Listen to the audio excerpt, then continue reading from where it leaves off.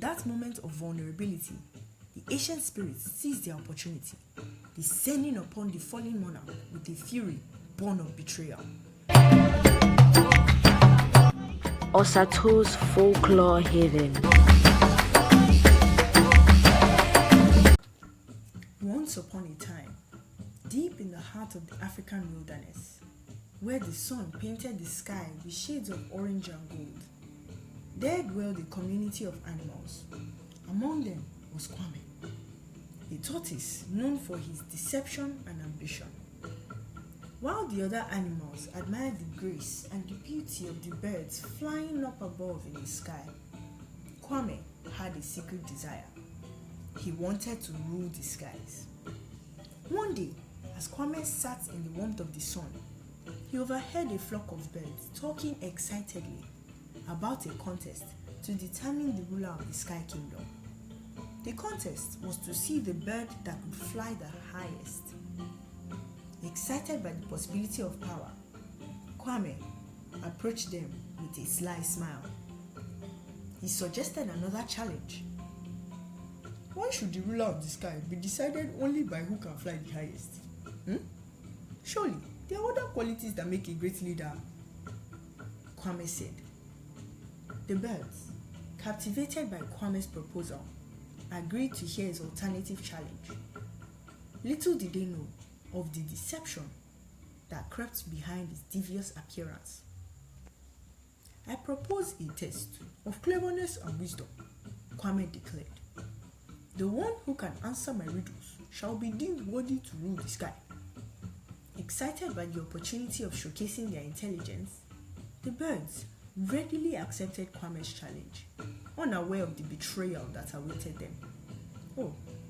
As the appointed day of the contest drew near, Kwame disappeared deep into the wilderness, his mind only on thoughts of power and domination. With an evil look in his eye, he set about executing his plan. Entering deep into the forest, Kwame sought out the ancient spirits of darkness, creatures of shadow and deceit, who dwelled in the darkest corners of the wilderness. With promises of power and glory, he struck a dark bargain. He exchanged his soul for the means to ensure his victory in the contest. The dark spirits gave him a condition to his power. They told him that if he ever revealed the secret of his power, he would die. The tortoise agreed and went away. With his newfound powers of deception and illusion, Kwame went to the Sky Kingdom, his heart filled with malice and ambition. He knew that victory was within his reach and nothing would stand in his way.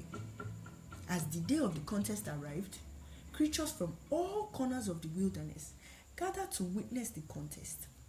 Kwame sat at the center, his cracked shell hidden behind a cloth of deception, ready to administer his riddles. One by one, the birds approached Kwame, their minds sharp and their hearts eager to prove their worth. But little did they know that the riddles they faced were twisted by Kwame's dark magic of illusion, designed to trap and deceive them. The first bird to step forward was the vulture, his feathers gleaming in the sunlight. Kwame greeted him with a smirk before presenting his first riddle. I am taken from a mine and shut up in a wooden case from which I am never released, and yet I am used by almost every living being. What am I? The vulture pondered for a moment before confidently declaring, Gold! You are gold! But Kwame shook his head with ridicule. No, my friend. The answer is knowledge. It is indeed valuable, yet intangible. The birds gasped in awe, impressed by Kwame's cunning. And so the contest continued. Each bird met with a riddle that tested their wit and intellect. Meanwhile, Kwame observed from the place he sat, his mind humming with anticipation. He had one final challenge in store, one that would determine the true ruler of the Sky Kingdom. As the last bird approached, a humble eagle, Kwame's heart swelled with excitement. This was the moment he had been waiting for. Or so he thought. With a nervous flutter of his wings, the eagle faced Kwame, ready to tackle the final riddle. Kwame's eyes shone with deception as he posed his question. I am always hungry. I must always be fed. The finger I touch will soon turn red. What am I? The eagle squeezed his brow, deep in thoughts. After a moment of silence, he raised his head and declared, Fire! You are fire! Kwame's eyes widened in surprise as he nodded. Indeed, you are correct. The birds erupted into cheers, realizing that the eagle had solved the final riddle.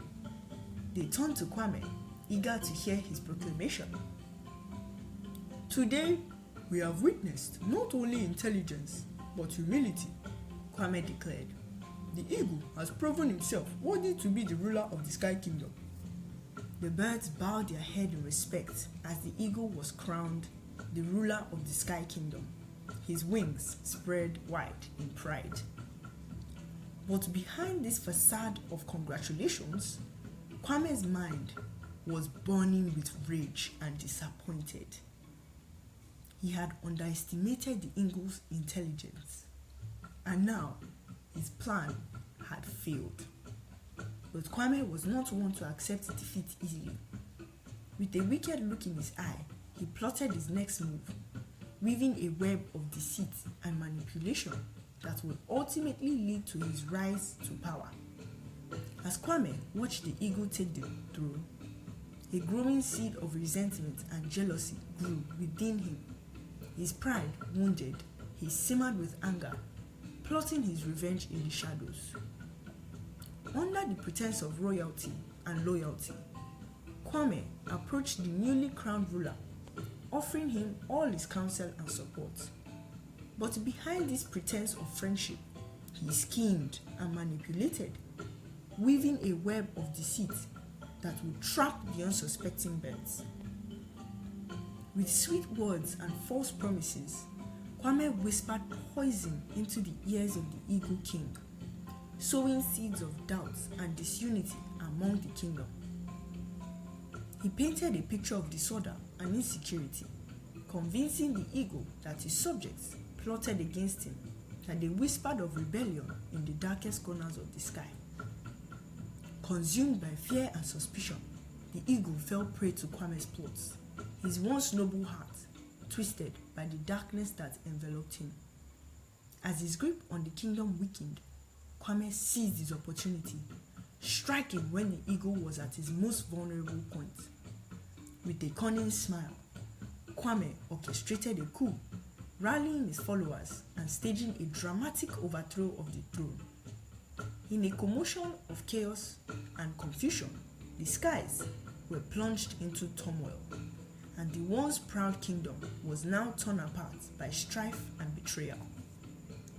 As the dust settled and Kwame claimed his first place as the new ruler of the sky, a sense of triumph filled his heart. He had achieved his goal, his ambition realized at last. As Kwame consolidated his power over the Sky Kingdom, he grew increasingly intoxicated by his newfound authority. He became drunk on power. He enjoyed the fear and the obedience of his subjects, manipulating them with lies and deceit to further his own agenda. One fateful day, as Kwame addressed the gathered creatures of the kingdom, he found himself in a heated exchange with a group of dissenters. In a moment of frustration and anger, he lashed out, insulting them and accusing them without regard for the consequences. But in the midst of this tirade, a voice of reason emerged from the crowd, a wise old owl who dared to challenge Kwame's version of the truth. With piercing eyes that seemed to see into his very soul, the owl questioned Kwame's motives, demanding honesty and integrity from their ruler. You speak of unity and prosperity, yet all I see is division and hopelessness, the owl declared, his voice carrying the weight of the centuries of wisdom. Where is the justice in your rule, Kwame? Where is the compassion and understanding that a true leader should possess? Enraged by the owl's audacity, Kwame wanted to silence him with a venomous response, but in his haste to maintain control, he let out the dark truth, a surprising confession that destroyed the belief in his power and revealed the darkness in his soul. Kwame's jaw clenched with anger, his patience wearing thin, as he struggled to maintain his composure in the face of the owl's relentless scrutiny. "You dare to question my methods, old fool?" he spat, his voice dripping with venom. "I am the ruler of this kingdom, and I will not tolerate disrespect from the likes of you." But the owl remained unshaken, his gaze unwavering as he pressed on with his interrogation. "Tell me, Kwame," he persisted, "what price have you paid for your power? What darkness lurks within your soul that you would sacrifice everything for the sake of your ambition?" "You speak of darkness, old one?" Kwame mocked. His voice sounded with bitterness. "Perhaps it is you who should look within, for I have made a pact with forces far beyond your comprehension. I have traded my soul for the power to rule, and no one, not even you, can stand in my way," Kwame said. As the words hung in